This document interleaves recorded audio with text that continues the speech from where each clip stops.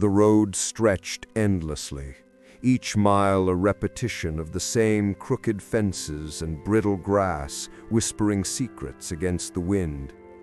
Edward Mallory tightened his grip on the steering wheel, the rosary swaying gently with each jolt of the suspension. The sunset bled into bruised shades of red and purple, making the world look half-burned, half-dreamed. He felt the countryside closing in on him, the silence growing heavier the farther he drove from the city's pulse. His grandfather's words returned with a clarity that chilled him. "Stay away from the hollow lands. Towns that no longer speak their names are never empty, only waiting." Edward used to laugh at the old man's ramblings, convinced they were nothing more than fragments of senility. But tonight, the warnings resurfaced, sharp as broken glass. The GPS had died nearly an hour ago. He should have turned back, but the man at the gas station had mentioned a shortcut, something quicker than looping back to the interstate. His gestures were vague, eyes sliding past Edward's like he didn't want to admit the road existed. "Across the low fields," the attendant had muttered. "You'll find it. Fewer turns, but don't linger." And so Edward found himself here, headlights cutting through dusk as the air thickened, growing colder with each passing mile. When the road pitched onto a wooden bridge, the groan of the boards beneath his tires rattled his bones. Below, a sluggish river oozed between dark reeds. Its surface reflected nothing of the sky, only oily blackness. Edward flicked on his headlights, though the horizon still clung to traces of light. The sign appeared just beyond the bridge, so corroded it was nearly unreadable. But Edward made out a single word: Gravemoor. Something in his chest tightened. He hadn't seen the name on any map. It sounded wrong in his head, like a memory trying to surface. By the time the rooftops emerged through the fog, peaked and slanting, half swallowed by mist, he knew turning back would mean retracing a road he no longer trusted existed. The church steeple loomed first, bent against the twilight sky. His body should have felt relief at the sight of habitation, but his pulse only quickened.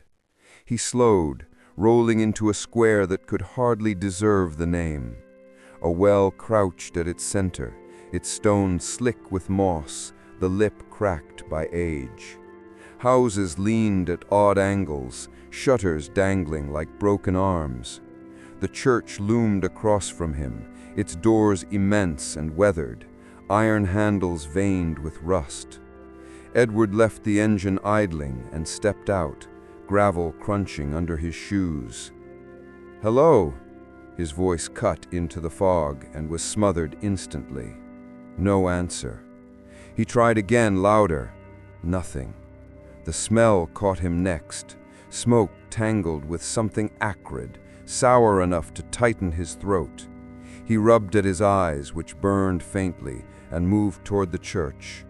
The doors bore carvings almost eroded to nothing, broken circles crossed with jagged lines. He touched one without thinking, and the grooves sparked a faint recognition he couldn't place. A noise scraped across stone. Edward froze, whipping around. The square remained empty, but in an upstairs window across the street, a pale face appeared. Thin, hollow-eyed, it watched him for a heartbeat before the curtains snapped shut. His chest tightened. It was only a villager, he told himself, someone curious about a stranger's arrival. Still, the weight of being observed pressed into him. He turned back to the car, intent on leaving, when a door opened behind him. An old man stood in the threshold of a house, spine bent, hands curled with arthritis. His eyes gleamed like wet stones under the lantern's faint glow. "You shouldn't be here," the man rasped, the words carrying clearly across the fog. Edward swallowed. "I'm just passing through. Car trouble." The old man's lips trembled into something between a grimace and a smile. "No one passes through Gravemoor, not anymore." He stepped back and shut the door with a hollow thud. The scraping sound returned, louder this time, echoing between the houses. Edward turned in circles, but fog had eaten every outline except the well. And then he heard it. Edward. His name whispered directly inside his skull. Thin, rasping, not carried by air but planted in his mind like a parasite. He staggered back, hands clamping over his ears, though it did nothing. Panic surged. He stumbled to the car, yanking the door open, collapsing inside. The engine coughed, then caught. He threw it into gear, tires spitting gravel.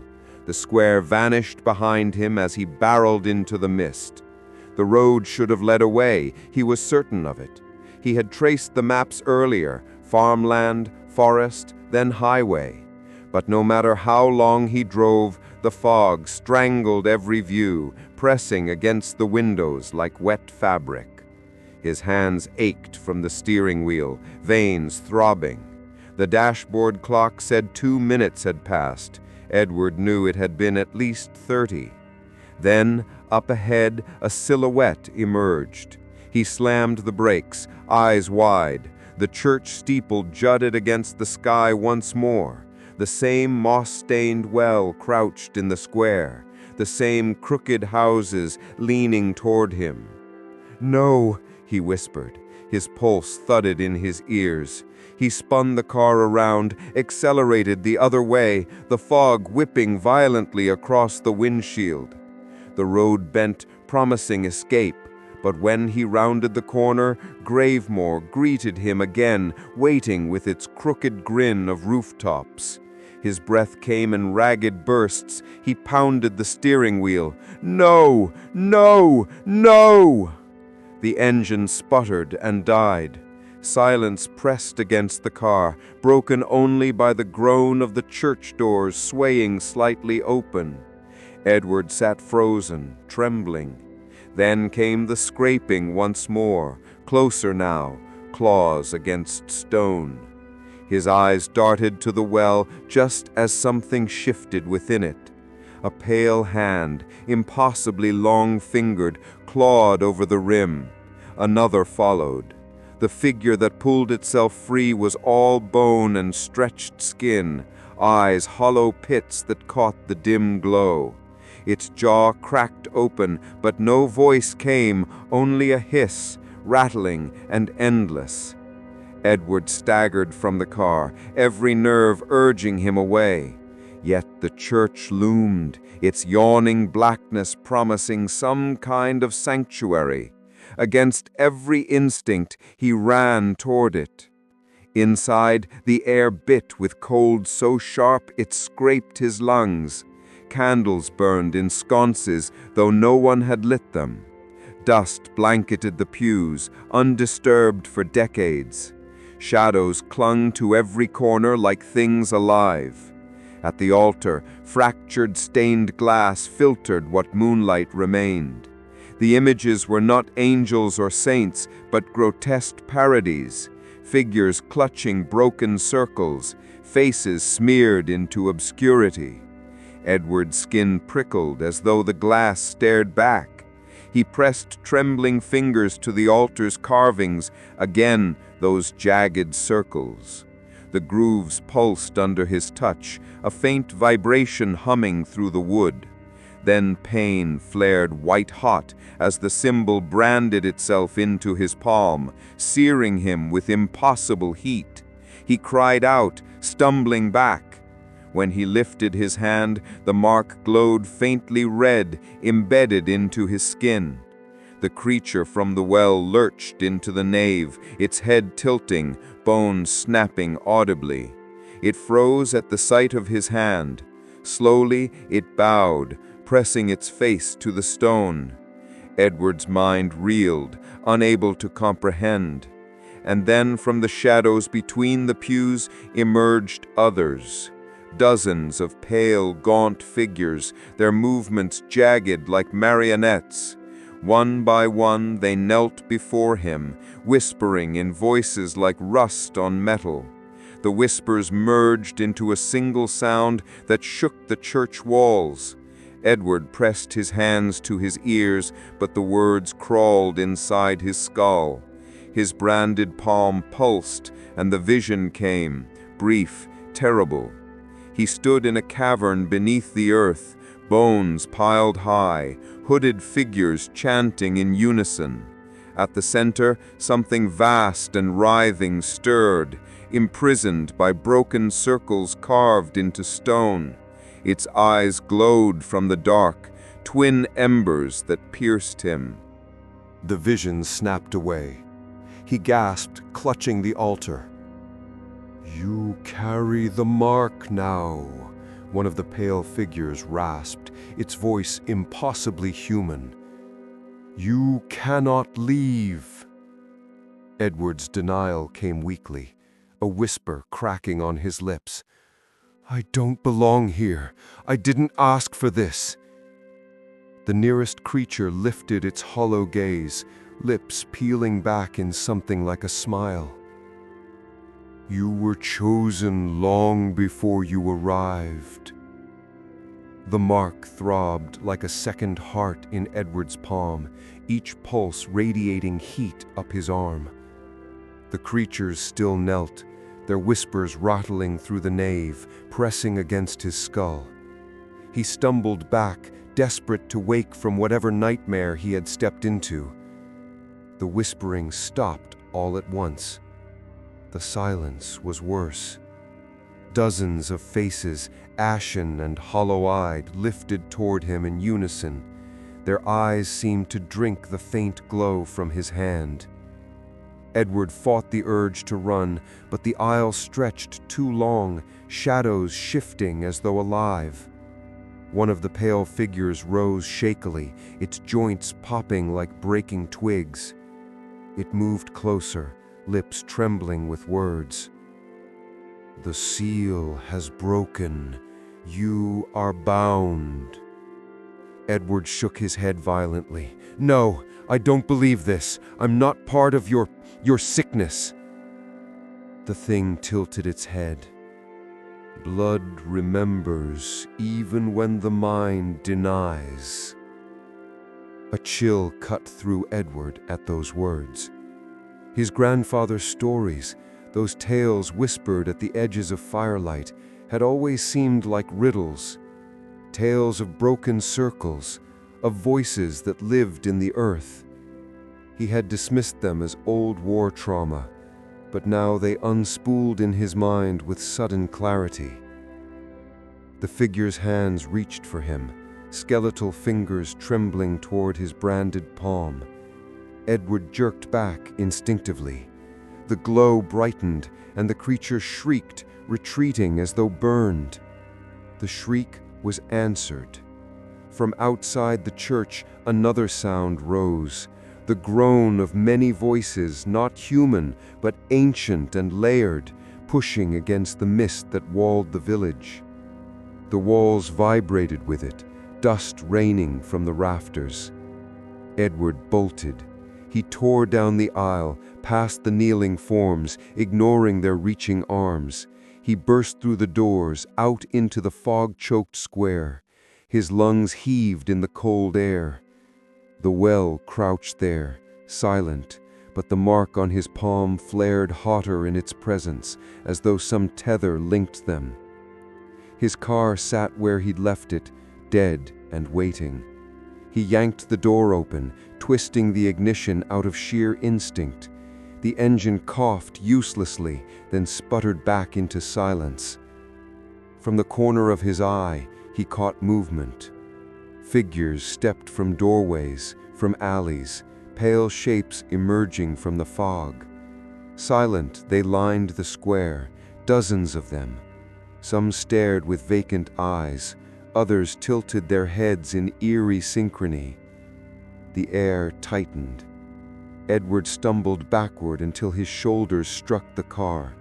"Stay away from me," he hissed, though his voice shook. They did not move closer. Instead, they began to murmur again, their whispers uniting into a low chant. The fog swirled, pulled by unseen currents, curling above the well. The ground beneath his feet vibrated faintly, like something massive shifting below. His palms seared. Edward doubled over with a cry. Images flashed in his head unbidden. His grandfather kneeling in some stone chamber, holding the same mark branded into his flesh. Others stood around him, their faces shadowed, their voices rising in worship.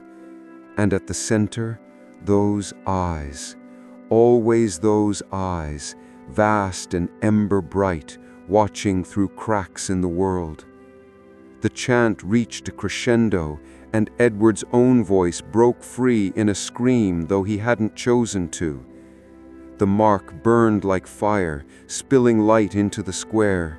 The creatures shrieked, some collapsing to the ground. The fog rippled outward. And then, abruptly, silence. Edward staggered upright, chest heaving. The villagers were gone. The square lay empty, the well dark and motionless. He turned in circles, panic squeezing his ribs. Nothing remained but his car, the church, and the suffocating mist. He began to laugh, sharp and broken. Relief tried to surface, but it died the moment he looked down at his hand. The mark still glowed, faint but steady, like a brand that would never fade. He had to get out. Gripping the useless car keys, Edward started walking. He chose a direction at random, following the road out of the square, his shoes crunching softly on gravel. The fog swallowed everything within a dozen feet, turning the world into a tunnel. Minutes passed, or hours. It became impossible to tell. His mind felt stretched, pulled taut by the oppressive silence. Then he noticed it. The mist no longer smelled of smoke. It smelled of damp earth, of rot. Shapes appeared ahead. Trees, black trunks rising from the ground, skeletal branches reaching. Relief flickered through him. If there were woods, perhaps there was an edge, perhaps he could escape. He pressed on, the path narrowing. The trees crowded close, leaning inward, their branches knotted like arthritic hands. The fog thinned slightly here, enough for moonlight to pierce in weak shafts. Edward quickened his pace, the air thick with the scent of soil and stagnant water. A sound made him halt. Dripping. He turned toward it and found a figure standing among the trees. Not one of the gaunt villagers, but something different. It was taller, its shape blurred by shadow, its eyes glowing faintly like coals. Edward froze. The figure did not move. It simply watched. He forced himself to keep walking, refusing to acknowledge it. But as he passed, the dripping grew louder, like blood falling onto leaves. He dared a glance back. The figure was gone. His heartbeat thundered in his ears. He hurried on, the path twisting between the trunks. Every few steps, he thought he saw more shapes lingering just beyond the mist, watchers who vanished when looked at directly. His hand throbbed hotter with each sighting, the glow seeping faintly through his clenched fist. At last, the trees opened into a clearing. For a moment, Edward thought he had found salvation, but the sight before him rooted him in place. The clearing was dominated by a stone circle, its edges carved with the same broken symbols. The stones pulsed faintly, as if lit from within. At the center, the earth had collapsed into a pit that breathed fog like smoke from a furnace. And he wasn't alone. Figures encircled the pit, cloaked in shadowed robes. Their faces were obscured, but their voices rose in perfect unison, chanting in the same language that had filled the church. The sound coiled into Edward's mind, pulling him forward against his will. He fought to resist, heels digging into the soil, but his body betrayed him, drawn step by step toward the pit. His branded hand burned like molten iron, casting light across the clearing. The robed figures turned toward him, their voices rising with fevered intensity. Edward reached the edge of the pit. His stomach lurched at what he saw inside. It was not empty. Something vast writhed below, its form obscured by fog and shadow. A claw like polished stone scraped against the earth, its edges carved with runes. A single eye opened in the dark, vast and ember bright, fixing directly on Edward.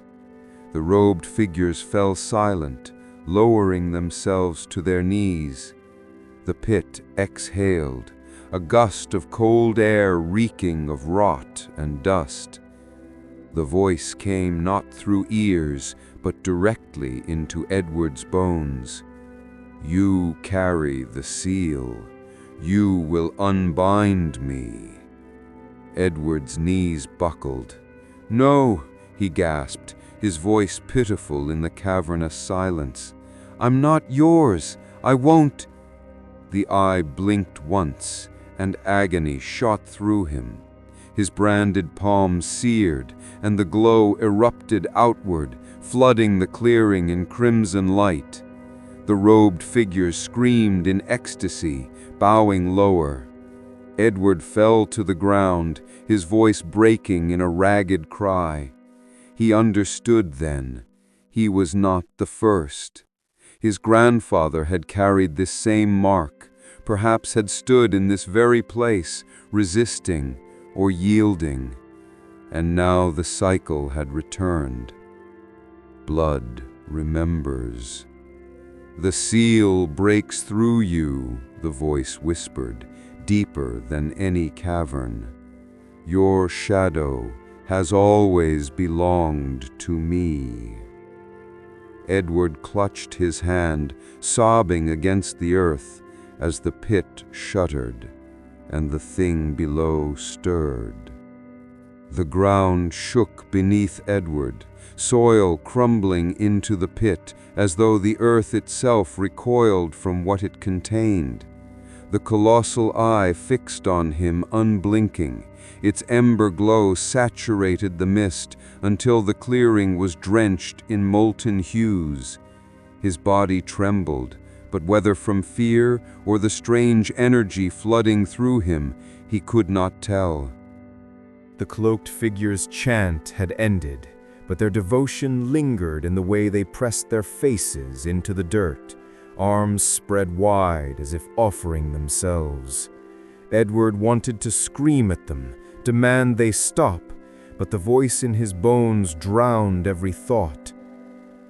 "Unbind me."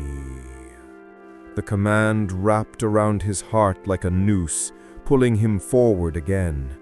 His hands seared with unbearable heat, but the pain blurred into something else, exhilaration, even hunger. He fought against it, digging his nails into his arm, forcing his legs to resist. "You won't use me," he growled, though his voice cracked. "You can't." The voice rippled through him like thunder rolling in a cavern. "You already are mine. The seal is not a chain, it is a key. Your blood was chosen long before you opened your eyes to the night." A scream burst from one of the kneeling cultists. His body convulsed as though invisible hands were tearing him apart.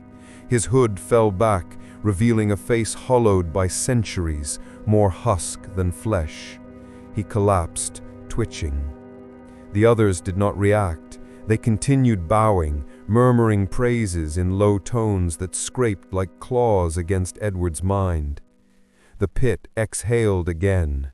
The fog thickened, curling around Edward's ankles, dragging him closer to the edge. He strained backward, sweat dripping from his brow, but each breath filled him with the scent of ash and rot, weakening his resolve. Then a memory pierced through. His grandfather's voice, old, brittle, yet steady. "There is always a witness in the shadows, boy.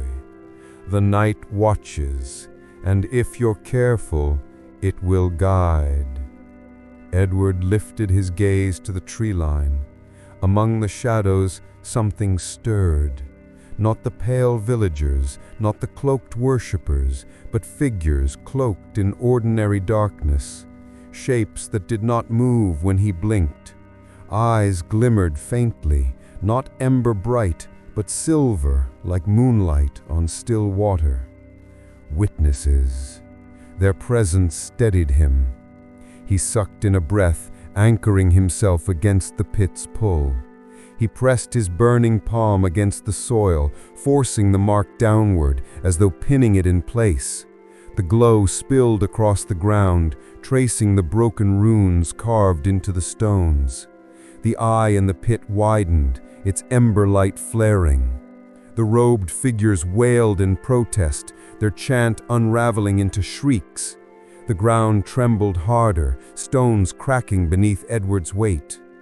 "You want me to unbind you?" Edward shouted over the chaos, his throat raw. "Then feel what it's like to be bound." He slammed his palm harder into the soil. The pain was blinding. His vision swam white, but within it he saw symbols reknitting themselves, broken lines sealing into circles. The mark on his hand cracked, fissures of light splitting his skin. The voice bellowed, shaking marrow and stone alike. "You cannot resist what you are." Edward screamed in answer, pouring every ounce of rage, fear, and desperate defiance into the act of holding the seal closed. The ground split around the pit, fissures racing outward like spider webs. The robed figures stumbled, some tumbling into the chasm. The witnesses in the shadows began to move. They stepped into the clearing, silver-eyed and silent, their outlines fluid as though they were part of the night itself. They raised their arms in unison, and the air shifted. Wind tore through the clearing, scattering fog like smoke. The ember-eyed blinked, its glow dimming against the sudden gale. The witnesses whispered, not in the cult's guttural tongue, but in a low, steady cadence, like a lullaby woven from silence itself. Their words strengthened Edward's faltering will, pushing back against the monstrous presence. The pit convulsed, a claw as vast as a tower thrust upward, striking against the rim of the stone circle. Earth shattered, stones flung outward. One of the witnesses dissolved into mist when struck, reforming again at the edge of the clearing. Their resistance was not physical, but enduring. Edward's mark flared, his skin peeling beneath the light. He felt his blood searing, threads of it weaving into the soil. For one horrific moment, he feared he was completing the creature's will, that he was opening rather than sealing. But then the silver whispers surged louder, wrapping around him, cooling the fire in his veins. The eye narrowed, ember flames flickering as though suffocated. The voice shuddered, breaking for the first time. "You cannot." Edward drove his hand deeper into the earth, biting down a cry as the mark burned away flesh. His grandfather's words returned once more. "Blood remembers, but so does the night. With a final heave of will, Edward poured himself into the seal. The light erupted, not crimson this time, but white, edged with silver. It engulfed the pit, drowning the eye, swallowing the claw. The robed figures shrieked as the brilliance consumed them, their forms disintegrating into ash that scattered into the night. The ground buckled violently, then stilled. The pit collapsed inward, choking on itself, burying the vast form that writhed beneath. Silence. Edward collapsed onto his side, his body trembling. His palm was charred, the mark burned into something unrecognizable, a scarred ruin. He could barely breathe, his chest heaving with the effort. The clearing was empty. The robed figures were gone. The pit was nothing more than a scar in the earth. Slowly, Edward turned his head. The witnesses still lingered at the tree line, their silver eyes watching. One stepped forward, their shape more defined now, neither man nor woman, but something in between, draped in shadows that shimmered like water. "You were never alone," the figure said, its voice quiet, carrying like wind through branches. "The seal does not belong to you nor to him. It belongs to the night. You carried it until it could be set again." Edward tried to sit up, but pain racked his body. "Will it hold?" he croaked. The witness tilted its head. "For a time, always for a time, blood will remember again."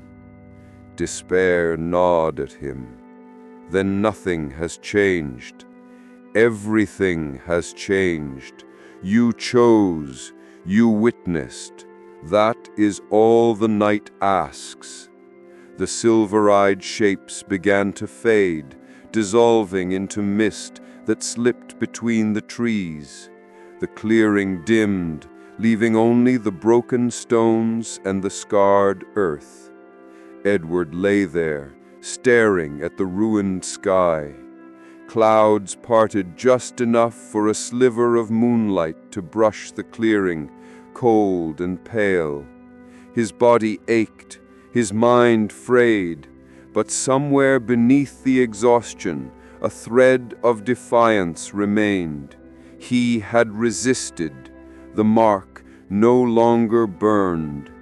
For the first time since entering the village, Edward allowed his eyes to close. The night held him, silent and watchful. And in that silence, he realized, every shadow truly does hide a witness.